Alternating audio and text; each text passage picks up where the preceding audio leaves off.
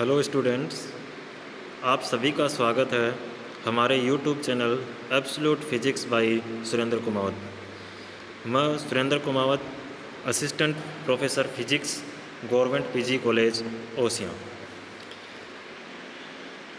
पिछले लेक्चर में हमने जयनारायण व्यास विश्वविद्यालय के बीएससी तृतीय वर्ष के पाठ्यक्रम के बारे में चर्चा की थी।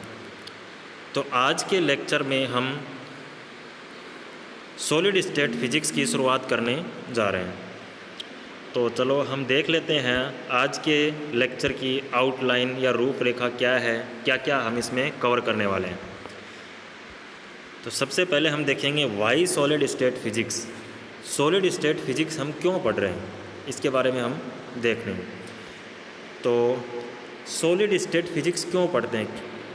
जैसा कि हम सभी जानते हैं कि प्रकृति के अंदर पदार्थ हैं वो विभिन्न रूपों में पाए जाते हैं, जैसे ठोस, द्रव्य और गैस।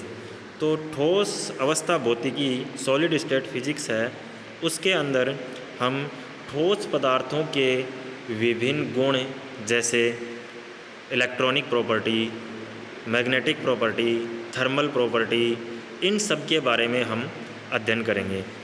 ये गुण हैं, चुंबकीय गुण हैं, विद्युत गुण हैं और उष्मीय गुणधर्म हैं, वो कहाँ से आते हैं और किस प्रकार वो प्रभावित होते हैं, ठोसों की संरचना कैसे होती है, ऐसे कौन से कारक हैं जिनकी वजह से ठोस हैं वो पाए जाते हैं। इन सब का अध्ययन हम सॉलिड स्टेट फिजिक्स में करते हैं।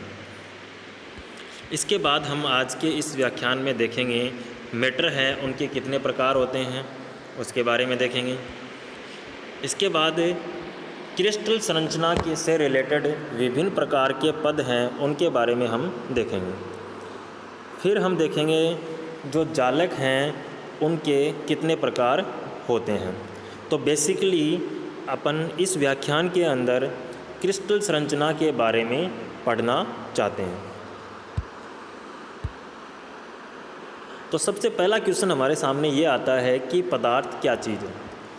अगर हमें पदार्थ ही नहीं पता है तो हम आगे नहीं पता कर पाएंगे कि भाई अपने जो उष्मीय प्रॉपर्टी कहाँ से आ गई है, चुंबकीय गुणधर्म कहाँ से आ गए हैं, ये सब हम नहीं जान पाएंगे अगर हमें पदार्थ के बारे में नहीं पता है। तो सबसे पहले हम देखते हैं व्हाट इज़ मैटर, पदार्थ क्या चीज़ है। तो ऐसा मैं उम्मीद करता हूँ कि आप सभी को पता है पदार्थ क्या चीज़ है। पदार्थ है वो तत्वों, परमाणुओं, अणुओं, इन सब से मिलके बनता है। एक एंटिटी होती है जिसके अंदर परमाणु, अणु या फिर आयन ये सब पाए जाते हैं, वो क्या होता है, अपना पदार्थ होता है। टाइप ऑफ मैटर है। अब पदार्थ के कितने प्रकार होते हैं, जैसा आप सभी जानते हैं कि पदार्थ के ठोस, द्रव्य और गैस, ये 3 पदार्थ के प्रकार होते हैं। इसके अलावा आपने कभी कभार प्लाज्मा स्टेट के बारे में भी पढ़ा होगा, लेकिन अपन यहाँ इस पाठ्यक्रम में उस प्लाज्मा के बारे में नहीं पढ़ने वाले हैं। तो यहाँ हम पढ़ेंगे सिर्फ़ और सिर्फ सॉलिड के बारे में। तो ठोस पदार्थ कौन से होते हैं? ठोस पदार्थ वो होते हैं जिनके अंदर इंटर एटॉमिक या फिर किन्हीं 2 तत्वों, परमाणुओं या अणुओं के मध्य जो दूरी है वो नियत रहती है। क्या रहती है? नियत रहती है। तो ऐसे पदार्थ क्या होते हैं? ठोस कहलाते हैं। इसके साथ ही उनका आकार और आयतन भी क्या होता है? निश्चित होता है। उनको हम क्या कहते हैं? ठोस कहते हैं। द्रव्य पदार्थ वो होते हैं जिनका आयतन निश्चित होता है लेकिन आकार निश्चित नहीं होता है। वो जिस भी पात्र में हम डालते हैं उसका आकार लेते हैं। और सबसे जो इम्पोर्टेंट चीज़ है वो ये है कि द्रव्यों के अंदर जो दूरी है, परमाणुओं के मध्य दूरी है, परमाणु, अणु या आयन जिनसे भी वो मिलके बने हैं, उनकी जो दूरी है वो ठोस की तुलना में कम होती है। इसी प्रकार से गैस है, उनका ना तो आकार निश्चित होता है ना ही आयतन निश्चित होता है। उनको जिस भी चैम्बर में डालोगे उसी का आयतन वो ग्रहण कर लेंगे, उसी का आकार वो ग्रहण कर लेंगे। उसके अणुओं, परमाणुओं के मध्य जो दूरी है वो भी बहुत ज़्यादा होती है। आगे बढ़ते हैं अपन। Types of solid. अब बात करते हैं अपने सॉलिड के प्रकार कितने होते हैं। जैसा कि हमने देख लिया है कि सॉलिड के अंदर परमाणुओं के मध्य की दूरी है वो क्या रहती है, नियत रहती है, वो चेंज नहीं होती है, वो एक स्ट्रॉन्ग बॉन्ड के द्वारा बंधे रहते हैं। तो अब वो जो परमाणु हैं उनका विन्यास उस ठोस पदार्थ के अंदर किस प्रकार से है वो हमें बताएगा कि उस ठोस का प्रकार कैसा है। तो बेसिकली जो ठोसों के जो प्रकार हैं वो यहाँ हम जो डिस्कस करने वाले हैं वो 3 प्रकार हैं, जिसमें सबसे पहला है अपना नॉन क्रिस्टलाइन सॉलिड, जिसको हम कहते हैं अक्रिस्टलीय पदार्थ। ये वो पदार्थ होते हैं जिनके अंदर इसके जो घटक परमाणु अणु या आयन हैं उनकी जो दूरी है वो नियत तो रहती है लेकिन इर्रेगुलर रहती है। जैसे किन्हीं 2 परमाणुओं के बीच की दूरी a डिस्टेंस के बराबर है तो किन्हीं 2 के बीच में b हो सकती है, किन्हीं 2 के बीच में c हो सकती है। मतलब वो दूरी है वो रेगुलर नहीं होके इरेगुलर होती है। या फिर हम कह सकते हैं a class of solids having irregular structure of its constituents. इसके जो घटक परमाणु हैं उनकी जो स्ट्रक्चर है वो इरेगुलर अनियमित होती है, वो हमारे क्या कहलाते हैं, नॉन क्रिस्टलाइन सॉलिड कहलाते हैं। जैसा कि आप इसके अंदर देख सकते हो स्क्रीन पे, ये जो परमाणु हैं या फिर इसके जो भी घटक अवयव हैं उन सब के बीच की दूरी, किसी के बीच की दूरी ज़्यादा है, किसी के बीच की दूरी कम है। जैसे कि यहाँ आप देख सकते हो इन दोनों के बीच की दूरी कुछ अलग है, इन दोनों के बीच की दूरी कुछ अलग है, इन दोनों के बीच की दूरी कुछ अलग है। तो इनकी दूरी है वो नियत नहीं है। तो ऐसे पदार्थ सॉलिड पदार्थ हैं वो कहलाते हैं अपने नॉन क्रिस्टलाइन सॉलिड। आगे बढ़ते हैं अपन। इसके बाद आता है अपना सेमी क्रिस्टलाइन सॉलिड। ये वो ठोस पदार्थ होते हैं जिनके अंदर क्रिस्टलीय पदार्थ हैं, उनके कुछ क्रिस्टलीय पदार्थ हैं वो, जैसे 5 क्रिस्टलीय पदार्थ हैं वो आपस में जुड़े हुए हैं। तो इससे क्या होगा कि उनके जो एक क्रिस्टलीय पदार्थ है उसके अंदर तो परमाणुओं का जो अरेंजमेंट है वो रेगुलर है, लेकिन जो दूसरा क्रिस्टलीय पदार्थ है उसका भी रेगुलर है, लेकिन उन दोनों का जो विन्यास है वो सेम नहीं है। जैसा आप इस डायग्राम में देख सकते हो, इस डायग्राम में आप देख रहे हो ये क्या है, इसके अंदर सभी का एक रेगुलर अरेंजमेंट है, इसके अंदर भी सभी का रेगुलर अरेंजमेंट है, इसमें भी सभी का रेगुलर अरेंजमेंट है, इसमें भी सभी का रेगुलर अरेंजमेंट है। लेकिन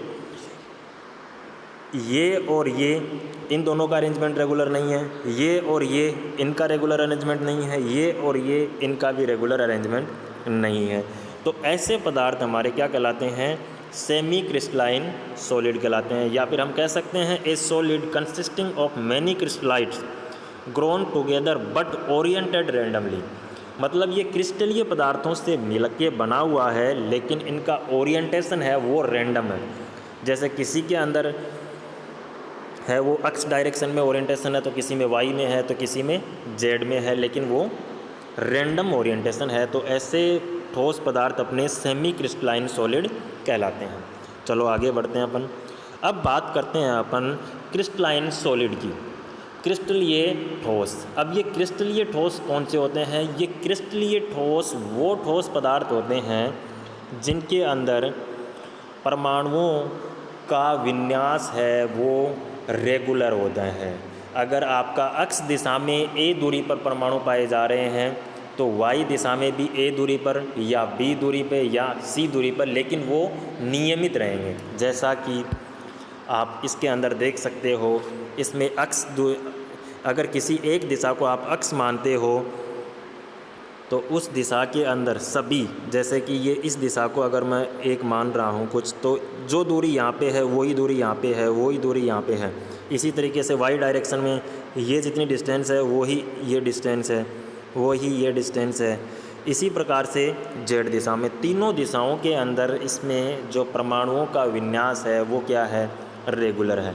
या फिर हम कहें तो a solid in which constituent particle are arrange in a regular manner periodically are called crystalline solids. तो इस प्रकार हमने देखा जो ठोस हैं उसके प्रकार अपने पास थे क्रिस्टलीय ठोस, अक्रिस्टलीय ठोस और सेमी क्रिस्टलाइन सॉलिड, जिसको हम कहते हैं अर्ध क्रिस्टलीय ठोस। अब बढ़ते हैं अपन आगे। What is lattice. अब जैसा कि हमने देखा है क्रिस्टल के अंदर परमाणुओं का विन्यास क्या था, रेगुलर था। हम अपने देख चुके हैं क्रिस्टलाइन सॉलिड में। तो अब बात आती है ये क्रिस्टल होता क्या चीज़ है, what is crystal, what is lattice, ये हमें देखना है। तो जैसा कि हमने इसके इंट्रोडक्शन में देखा था कि हम क्रिस्टल से रिलेटेड विभिन्न पद इसमें देखेंगे। तो सबसे पहले हम देखते हैं लैटिस क्या चीज़ है, जालक क्या चीज़ है। जालक है वो आकाश के अंदर ऐसे रेगुलर या नियमित बिंदुओं का आवर्ती व्यू होता है। A regular array of points in space is called lattice.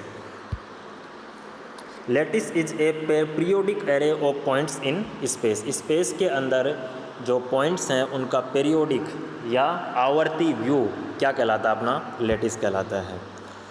Fundamental vectors, इसके बाद अगला टर्म जो आता है अपना वो आता है मूलभूत सदिश। किसी भी लैटिस या जालक के अंदर एक बिंदु की स्थिति को दर्शाने के लिए जिस सदिश का हम प्रयोग करते हैं वो कहलाता है अपना मूलभूत सदिश। Vectors representing the position of lattice point is called fundamental vectors. इसके बाद अगला टर्म है क्रिस्टल से रिलेटेड, वो है अपना बेसिस। जैसे एक ठोस पदार्थ है वो किससे मिलके बनता है, परमाणु, अणु या आयन। क्या किन्हीं बिंदुओं से पदार्थ बनेगा, नहीं बनेगा। इसका मतलब उन बिंदुओं पर, जो बिंदुओं का जो आवर्ती व्यू था, उन बिंदुओं पे अगर हम परमाणु, अणु या आयन रख दें तो वो क्या बन जाएगा, एक जालक बन जाएगा। तो इन परमाणु, अणु या आयनों का जो समूह होगा उसको हम क्या कहेंगे, बेसिस कहेंगे। तो बेसिस परमाणु भी हो सकता है, बेसिस अणु भी हो सकता है, बेसिस आयन भी हो सकते हैं और बेसिस ग्रुप ऑफ एटम भी हो सकता है। इसके बाद आती है क्रिस्टल स्ट्रक्चर। क्रिस्टल स्ट्रक्चर में हमने देखा था क्रिस्टलाइन सॉलिड, वो क्या था, एक क्रिस्टल स्ट्रक्चर थी। तो क्रिस्टल स्ट्रक्चर में अपना आकाशीय जालक लैटिस प्लस बेसिस, मतलब बिंदुओं का जो आवर्ती व्यू है उसके ऊपर हर बिंदु पे अगर हम परमाणु, अणु या आयन रख दें तो वो हमें क्या मिल जाएगा, एक क्रिस्टल मिल जाएगा। When basis is attached to lattice points of space lattice, then we get crystal structure. अब बात करते हैं अपनी टाइप ऑफ लैटिस की, जालक के प्रकार क्या हैं। तो जालक के कितने प्रकार होते हैं, एक विमीय जालक भी हो सकता है, द्विविमीय जालक भी हो सकता है, त्रिविमीय जालक भी हो सकता है। तो सबसे पहले हम देखते हैं वन डायमेंशनल लैटिस, जिसको हम रेखीय जालक भी कहते हैं। ये कौन से जालक होते हैं, ये वो जालक होते हैं जिनमें परमाणु, अणु या आयनों का विन्यास एक दिशा में एक रेखा के अलोंग होता है, इसलिए इनको हम रेखीय जालक भी कहते हैं। जैसा कि आप इस एग्जाम्पल में देख सकते हो, यहाँ देखो प्रत्येक परमाणु का विन्यास सिर्फ एक दिशा में है। किसमें है, एक दिशा में। जैसे ये सारे के सारे एक लाइन में हैं, तो ऐसे जालक हमारे क्या कहलाते हैं, रेखीय जालक कहलाते हैं। ये जो परमाणु हैं जिस पॉइंट पे रखे हुए हैं उन पॉइंटों का जो एरे है वो अपना क्या था, जालक था। और इन परमाणुओं को हम क्या कहते हैं, बेसिस, और इन दोनों को हमने मिला दिया तो ये क्या बन गया, एक रेखीय जालक बन गया है। इसी प्रकार से हम आगे बढ़ते हैं टू डायमेंशनल लैटिस, द्विविमीय जालक। द्विविमीय जालक हैं वो द्विविम के अंदर परमाणुओं का नियमित विन्यास वाले जालक होते हैं। जैसा कि हम देख सकते हैं इसके अंदर ये क्या है, एक डायरेक्शन है जिसके अंदर हमारे परमाणु हैं। इसी तरीके से इन्हीं परमाणुओं का रेगुलर अरेंजमेंट अपना वाई डायरेक्शन में भी है, अगर हम इसको वाई दिशा मानते हैं। तो ऐसे जालक हमारे क्या कहलाते हैं, टू डायमेंशनल लैटिस कहलाते हैं। इसके बाद हम बात करते हैं थ्री डायमेंशनल लैटिस, त्रिविमीय जालक। ये जालक वो जालक होते हैं जिसके अंदर 3D के अंदर परमाणुओं का रेगुलर अरेंजमेंट होगा। कहने का मतलब अगर x, y और z तीनों दिशाओं के अंदर नियमित इंटरवल पे अपने को क्या मिलेंगे, परमाणु मिलेंगे, तो ऐसे जालक हमारे क्या कहलाएंगे, 3D लैटिस कहलाएंगे। जैसा कि इस एग्जाम्पल में आप देख सकते हो, इधर अगर मैं इस दिशा को अक्ष दिशा मानता हूँ, ये अक्ष दिशा है और ये वाई दिशा है और ये ऊपर वाली अपनी क्या है, जेड दिशा है। तो इसमें आप देख सकते हो अक्ष दिशा में दो परमाणुओं के बीच की दूरी अगर ए है तो इन अगले दो के बीच की दूरी भी ए ही रहेगी, अगले दो के बीच की भी ए रहेगी और उनसे आगे वाले दो के बीच की दूरी भी ए रहेगी। अगर वाई दिशा में दो परमाणुओं के बीच की दूरी बी है तो उससे आगे वाले दो परमाणु हैं उनके बीच में भी दूरी बी रहेगी, आगे वाले के बीच में भी बी रहेगी। इसी प्रकार से जेड में अगर दो एटम के बीच की दूरी सी है तो उनसे आगे वाले दो एटम के बीच की दूरी भी आपकी क्या, सी रहेगी। कहने का मतलब है इन परमाणुओं का जो रेगुलर अरेंजमेंट है वो क्या कहलाएगा, अपना 3 डायमेंशन लैटिस कहलाएगा। तो ये अपना क्या था, क्रिस्टल संरचना के बारे में कुछ मूलभूत जानकारियाँ थी जो इस व्याख्यान में हमने देखी हैं, जिनके बारे में हमने चर्चा की है। Thank you.